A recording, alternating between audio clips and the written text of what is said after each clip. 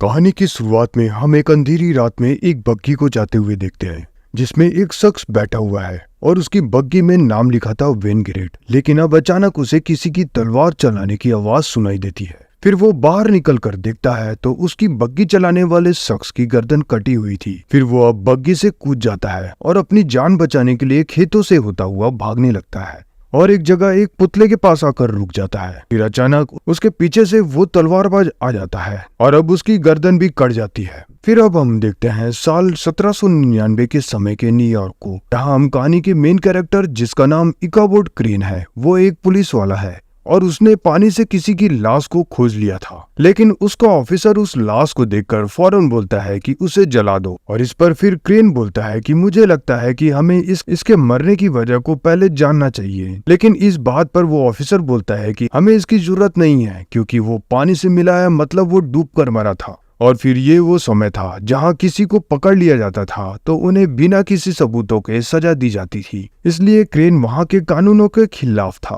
और वो चाहता था कि बेगुनाहों को सजा नहीं मिलनी चाहिए। और वो बोलता है कि वो उसके साइंटिफिक तरीकों का इस्तेमाल करे जिससे कि वो सटीक सुराग ढूंढकर गुनाह करने वालों को पकड़ सके। लेकिन वहां उसकी कई बातों में वहां के लोग इतने ज्यादा इंटरेस्टेड नहीं थे, तो वो जज उसकी बातों को सुनकर एक फैसला लेता है और उसे एक जगह के बारे में बताता है जिसे स्लीपी होलो के नाम से जाना जाता है। और वो बताता है कि पिछले 2 हफ्तों में वहाँ 3 लोगों की जान किसी ने उनकी गर्दन काट कर ले ली है। तो वो अब क्रेन को बोलता है कि जाओ वहां जाकर अपने सारे साइंटिफिक इक्विपमेंट का इस्तेमाल उन पर करो और पता लगाओ कि उन लोगों की जान आखिर किसने ली है। फिर अब क्रेन वहां जाने के लिए तैयार हो जाता है अपने सारे सामान को लेकर। फिर वो अपनी बग्घी में बैठकर वहां के लिए निकल पड़ता है। फिर वो उस गाँव में पहुंच जाता है और जब वो उस गांव में पहुंचता है तो वो देखता है कि वहां चारों ओर सन्नाटा छाया हुआ है और वहां जो लोग घर पे थे उसे देखकर वो सभी अपने खिड़की दरवाजों को बंद कर रहे होते हैं। फिर आगे वो कुछ बंदूक पकड़े हुए लोगों को देखता है, लेकिन फिलहाल वो आगे बढ़ जाता है और वो पहुंचता है वहां एक घर पर जहां पर पार्टी चल रही होती है, जहां वो मिलता है कैटरीना से जो खेल खेल में उसे अपना मंगेतर समझ लेती है। फिर क्रेन बताता है कि वो यहाँ उसके पिता वैन टेजर से मिलने आया है जिसने आज यहाँ पर पार्टी दी थी,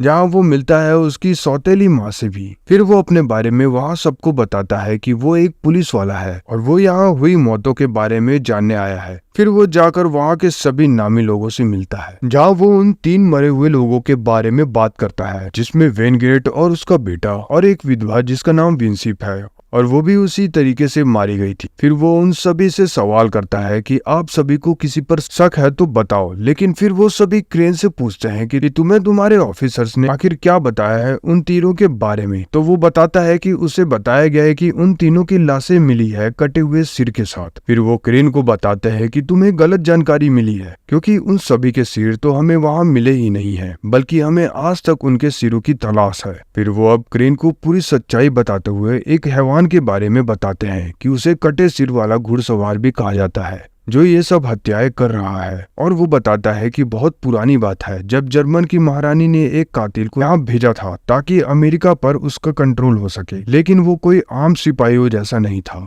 बल्कि वो एक हैवान था जो अपने घोड़े पर सवार होकर अपनी तलवार से सामने वाले का सिर उड़ा दिया करता था। और वो अपने आप को और ज्यादा हैवान दिखाने के लिए उसने अपने दांतों को भी नोखीला बनाकर रखा हुआ था। लेकिन फिर जब उसकी जान पर बनी थी तो वो भागकर जंगल की ओर जाता है, लेकिन वहाँ उसे 2 छोटी जुड़वा बहनें मिलती है जिन्हें वो चुप रहने के लिए बोलता है। लेकिन वहाँ उनमें से एक इशारा कर देती है और वहाँ फिर सैनिक आ जाते हैं, जिससे फिर सैनिक आकर उस हैवान को मार देते हैं और उसी की तलवार से उसकी गर्दन काट कर उसे एक गड्ढे में दफना देते हैं। फिर वो वहाँ बताते हैं कि वही अब जाग चुका है और वो हैवान आकर सभी को मार रहा है। फिर अब वहाँ क्रेन की हवा ये सब सुनकर टाइट हो चुकी थी। फिर वहाँ का एक शख्स उसे अपनी लाई किताबों को छोड़कर बाइबल को पढ़ने की सलाह देता है। लेकिन अब क्रेन बोलता है कि ये सभी कहीं सुनी बातों पर मैं विश्वास नहीं करूंगा और वो बोलता है कि वो उस कातिल को जरूर पकड़ेगा जो कोई एक भूत या शैतान नहीं बल्कि इंसान ही है।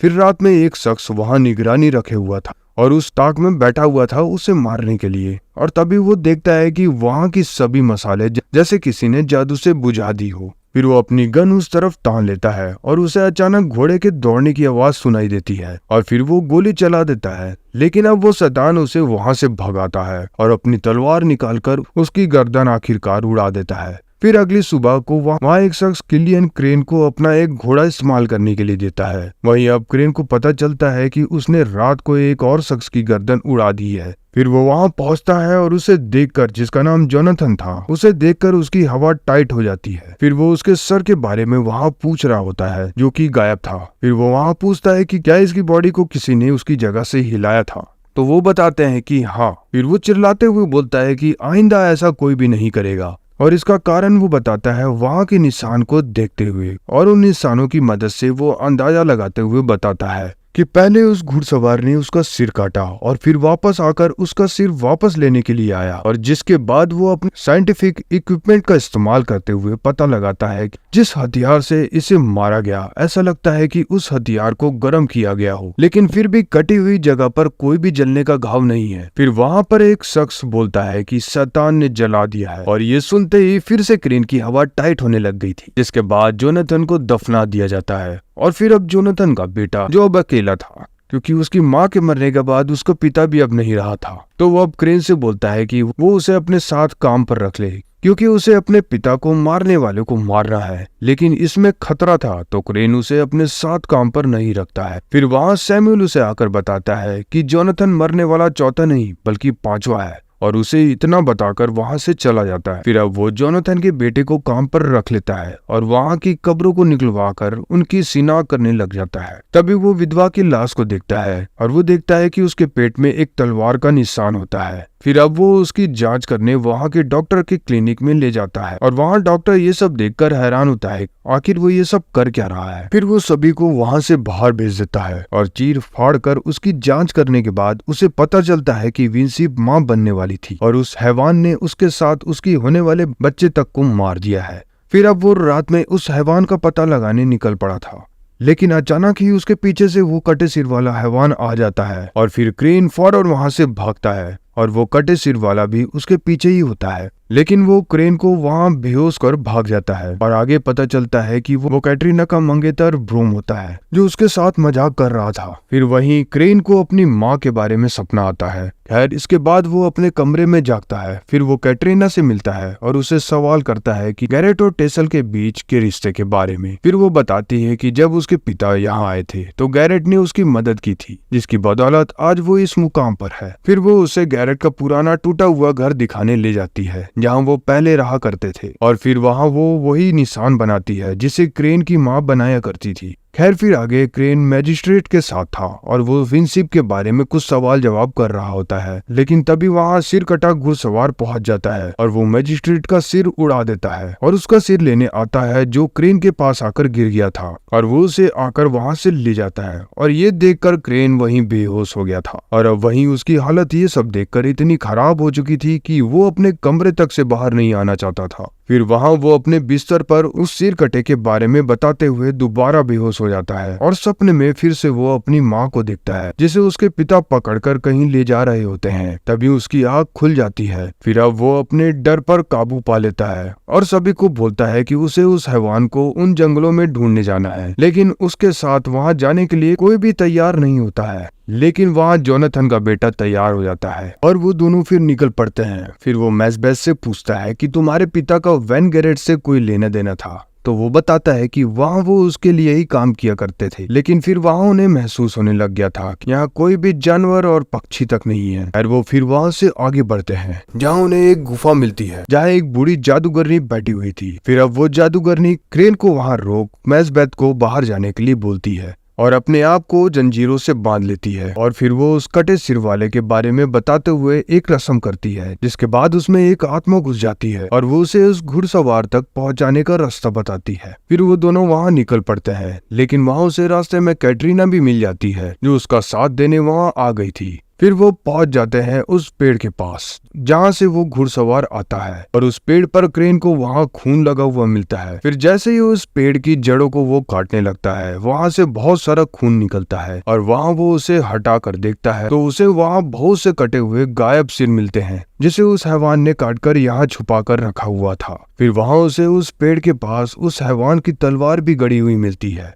फिर वो वहाँ की मिट्टी को खोद कर देखता है तो उसे वहाँ उस हैवान का कंकाल मिलता है, जिसका सिर उसमें नहीं था। फिर अचानक से आंधी तूफान चलने लगती है और पेड़ को चीरता हुआ वो कटे सिर वाला घुड़सवार वहां से निकलता है और फिर से वो किसी को मारने जा रहा होता है, लेकिन अब क्रेन भी उसका पीछा करता है। वहीं ब्रोम अपने साथियों के साथ उस हैवान को मारने की तैयारी किया हुआ था और वो हैवान इस बार किलियन की फैमिली को मारने आ रहा होता है, जहाँ किलियन का उस हैवान से मुकाबला होता है, लेकिन वो उसकी पूरी फैमिली को मार देता है। फिर अब ब्रूम उसे मारने आगे बढ़ता है, लेकिन अब ऐसा लग रहा था कि वो हैवान सिर्फ किलियंस को ही मारने आया था और ब्रूम को छोड़ वो आगे बढ़ जाता है, लेकिन ब्रूम उस पर हमला करते जा रहा था। फिर क्रेन उसे आकर समझाता है कि वो उसे मारने नहीं आया है और उसे वहां से भागने के लिए बोलता है, लेकिन बार बार हमला करने से अब वो हैवान उसे मारने के लिए आता है और उसकी गर्दन काटे बिना ही उसे मार देता है। वहीं अब क्रेन उस हैवान के हमले से फिलहाल बच गया था। फिर अब कैटरीना को दिखाया जाता है और वो भी एक जादूगरनी होती है जो क्रेन के लिए दवा बनाकर लेकर आती है। फिर वहीं क्रेन बताता है कि वो हैवान ऐसे ही किसी पर हमला नहीं करता,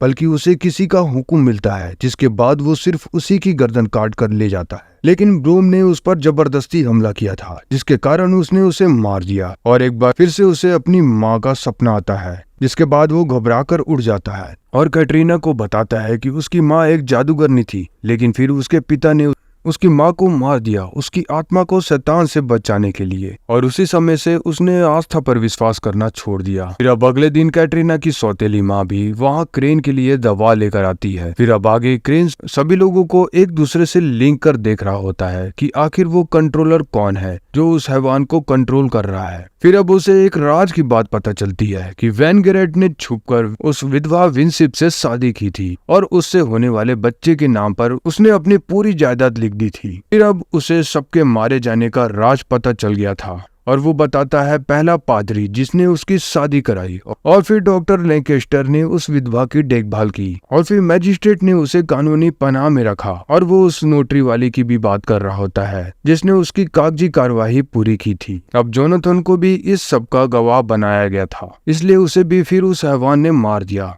और ये सब करवा रहा है वो शख्स जिसने उस हैवान का सिर चुराया है। फिर क्रेन बोलता है कि हमें उसका सिर लौटाना ही होगा ताकि उस हैवान को हमेशा के लिए नर्क में भेजा जा सके, जिसके बाद उसका शक कैटरीना के पिता वैन टेसल पर जाता है। फिर अब उसे अपने कमरे में कैटरीना बैठी हुई मिलती है जो उसे बोलती है कि उसके पिता का मानना है कि तुम्हें यहाँ से वापस चले जाना चाहिए। फिर उसके वहां से जाते ही उसे अपने बेड के नीचे एक काला जादू का निशान दिखता है, और फिर वो रात में वहाँ किसी अनजान का पीछा करता है जंगल की ओर। तो वो कैटरीना की सौतेली माँ को वहाँ पर देख लेता है। फिर जब वो वापस आता है तो उसके सारे पेपर वहाँ से गायब होते हैं। फिर अब वो सीधा जाकर इस बारे में कैटरीना से पूछता है तो कैटरीना उसे बताती है कि हाँ, उसी ने उसके पेपर को जला दिया है ताकि वो उसके पिता पर इल्जाम न लगाए। फिर अब इस सब के बाद उसकी सौतेली माँ उससे बोलती है कि कैटरीना उससे मिलना नहीं चाहती, लेकिन जाते जाते उसकी माँ क्रेन से बोलती है कि वो जानती है कि उसने उसे उस जंगल में देखा था, और वो उसे बोलती है कि वो इस बारे में किसी को ना बताए। फिर अब उस नोटरी वाले ने भी फांसी लगा ली थी। तो अब चर्च के पादरी ने वहाँ के सभी लोगों को इस बारे में चर्चा करने के लिए रात में चर्च में बुलाया था। फिर सभी वहाँ पहुँच रहे होते हैं।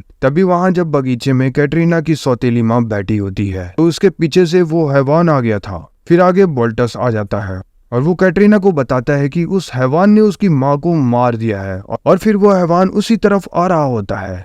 फिर सभी उस चर्च के अंदर जाकर छुप जाते हैं, लेकिन अब वो हैवान अंदर नहीं आ सकता था। लेकिन अब वहाँ सब वॉल्टस पर शक कर रहे होते हैं कि उसी ने हैवान को कंट्रोल किया हुआ है, लेकिन वो हैवान उसे वहाँ से खींच लेता है और उसका भी सर काट लेता है। फिर वहाँ कैटरीना बेहोश हो जाती है और क्रेन देखता है कि उसके हाथ में एक चौक थी, और आगे वो देखता है काले जादू का निशान जो उसी ने बनाया होता है। फिर अब वो समझ गया था कि ये सब कैटरीना का ही किया धरा है, जिसके बाद वो यहाँ से जाने की सोचता है क्योंकि उसे लगता है कि ये सब कैटरीना ने जायदाद पाने के लिए किया है, और अब सब खत्म होने के बाद उस शैतान का भी काम खत्म हो गया है। लेकिन जाते वक्त वो उसकी सौतेली माँ की लाश को देखता है, लेकिन फिर उसे किसी बात को लेकर शक हो जाता है और वो वापस लौट कर आता है। और फिर जब वो वहाँ उसकी माँ की लाश को देखने के लिए आता है तो उसे पता चलता है कि उसकी माँ नहीं बल्कि और ही कोई है। फिर हमें पता चलता है कि उसकी माँ अभी जिंदा है और वही है जो उस शैतान को काबू कर रही होती है। और वो बताती है कि उसने उसकी जगह उसकी नौकरानी को मार उन्हें यकीन दिला दिया था कि वो मारी जा चुकी है। फिर वो कैटरीना को सब कुछ बताती है। उसने उस शैतान को तभी से काबू कर लिया था जब वो मारा गया था, और क्योंकि गैरेट ने उसे बचपन में अपने घर से बाहर निकाल दिया था तो उसने उससे बदला लिया था। और वो कैटरीना को बताती है कि तुम्हारी माँ को भी मैंने ही मारा था, और यही नहीं, उसने अपनी जुड़वा बहन तक को मार दिया था। और अब वो बताती है कि तुम्हारे मरने के बाद ये सारी जायदाद उसके ही हो जाएगी। और फिर उसकी सौतेली माँ ने उस हैवान को फिर से जगा दिया था अब कैटरीना को मारने के लिए। वहीं अब क्रेन और मैस्बेथ भी कैटरीना को बचाने के लिए वहां आ जाते हैं। फिर अब वो लोग उस हैवान से बचते हुए वहां से निकलते हैं और उसे जलाकर मारने की कोशिश करते हैं, लेकिन उसका उस पर कोई भी असर नहीं होता। फिर वो सभी उस हैवान से बचते हुए बग्गी में बैठकर उसी के ठिकाने की ओर बढ़ते हैं, लेकिन वहाँ उसकी सौतेली माँ पहले से ही मौजूद होती है, जो आते ही क्रेन पर गोली चला देती है। लेकिन वो गोली उसके पास रखी बुक में लगती है, जिससे वो बच जाता है। फिर उसे उसकी माँ के पास उस हैवान का कटा हुआ सिर मिल गया था, तो वो उसे उसका सर लौटा देता है। फिर वो हैवान अपना सिर मिलने के बाद वो उसकी माँ को लेकर उस पेड़ में चला जाता है, जिससे अब उसकी सौतेली माँ का भी खेल समाप्त हो जाता है। जिसके बाद अब कैटरीना और क्रेन न्यूयॉर्क में आ जाते हैं और अपनी लाइफ को खुशी खुशी जीने लगते हैं। और यही ये कहानी खत्म होती है। और अगर ये कहानी आपको अच्छी लगी हो तो लाइक एंड शेयर करें और चैनल को सब्सक्राइब तो जरूर कर लें, क्योंकि ऐसी कहानियां यहाँ आपको हमेशा मिलती रहेगी।